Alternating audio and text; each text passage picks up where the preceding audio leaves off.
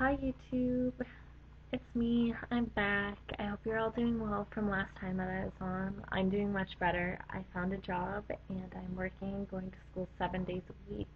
I'm going to be talking about breed-specific legislation. And what that is it's laws that are made to restrict the ownership of certain dogs. Breeds are one commonly depicted in the media as aggressive, although you probably know the media focuses on what will get your attention, mostly like pit bulls, Staffordshire Terriers, Staffordshire Bull Terriers, Mastiffs, of dogs like that. It's really sad. Some Chow Chows, Akitas, Rottweilers. Rottweilers aren't specifically targeted in Ontario's breed specific are fast approaching coming to them. Now they're even targeting boxers. Past these breed-specific legislation laws, it doesn't affect the people, the bad people who are owning these dogs, breeding them specifically for fighting purposes, or not training them correctly. Dogs like pit bulls are very special and need a special type of ownership, as well as strict behavioral training and lots of praise and energy. They need exercise, they need discipline, and of course love.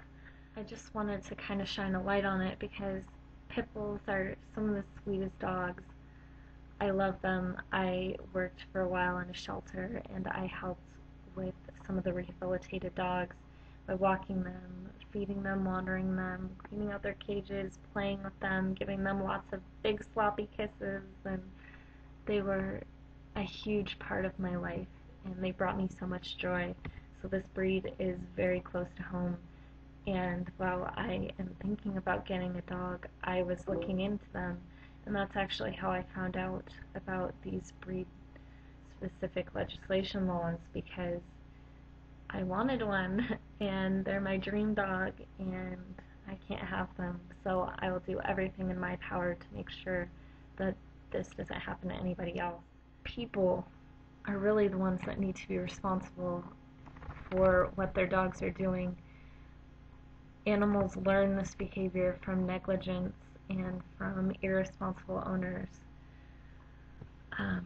Please do not support BSL and stand up for pit bulls and other breeds, because once that they get started with this stuff, they can add on as many breeds as they'd like.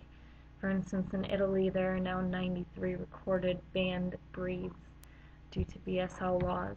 It's a shame, really. Basically, media focuses on whatever's going to get your attention. Are you going to want to hear about a Labrador Retriever biting somebody's head off? No, you're going to want to hear about a pit bull. You're going to want to hear about a Rottweiler, a Mastiff, some big, strong breed that you can feel the fear. Whereas if it's a Lab or a Golden Retriever, everybody has them. They're like the golden children of dogs, and you're not really going to be so frightened by them. So I wanted to shine light on a quantitative study done by the National Canine Resource Council of dog bite reportage in a 4-day period, and it proves that the anti-pit bull mentality is well alive.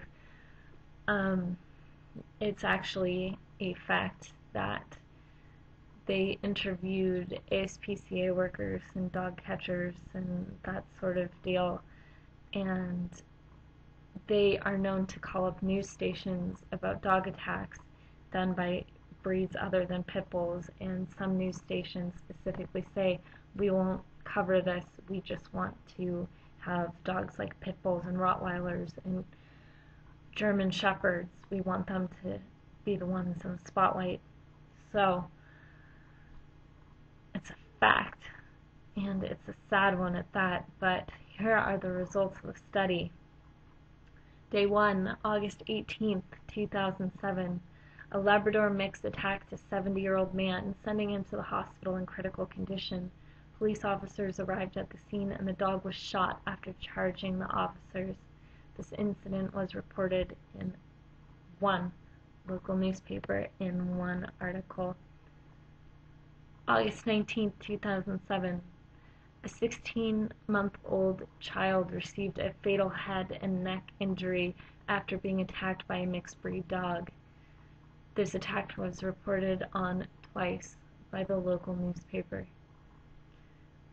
August 20th, 2007, day 3, a 6-year-old boy was hospitalized after having his ear torn off and received a severe bite to the head by a medium-sized mixed-breed dog. This incident was reported in one article in one local paper. Day 4, August 21st, 2007, a 59-year-old woman was attacked in her home by 2 pit bulls and was hospitalized with severe but not fatal injuries. This attack was reported in over 230 articles in national and international newspapers, as well as major television news networks including CNN, MSNBC, and Fox.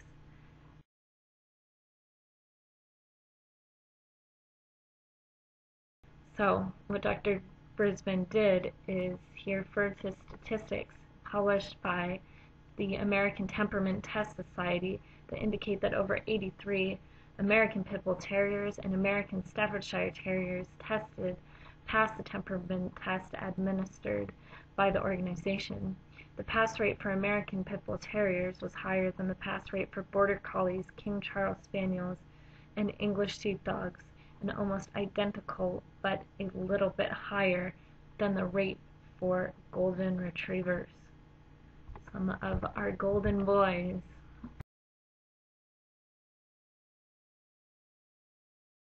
That these dogs are wonderful.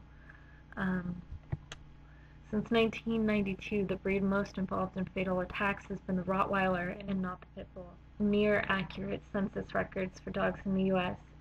In some populations, Pit Bulls are estimated to comprise some 30 to 40% of the dog population, making it a very popular breed.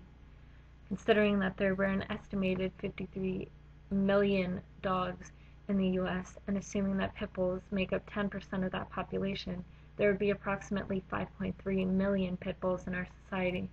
In 2000, 13 Pit Bulls were involved in 8 fatal attacks.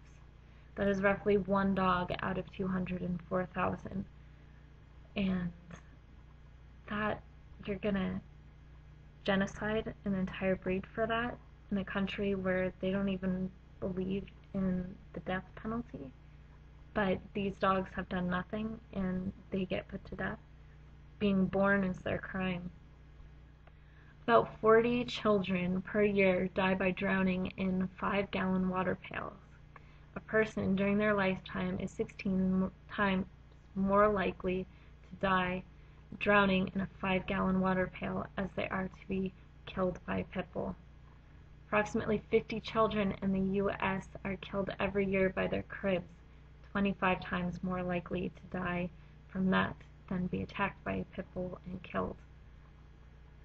Approximately 150 people are killed every year by falling coconuts. Therefore, you are 60 times more likely to be killed by a palm tree than you are to be killed by a pit bull. It is estimated that 5 million dogs per year are killed in shelters.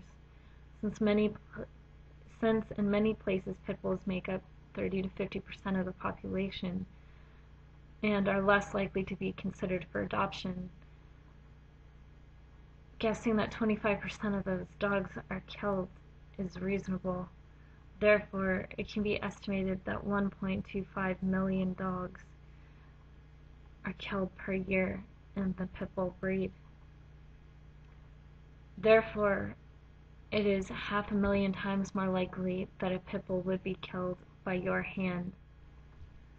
For every pit bull who kills, there are hundreds of thousands out there who don't.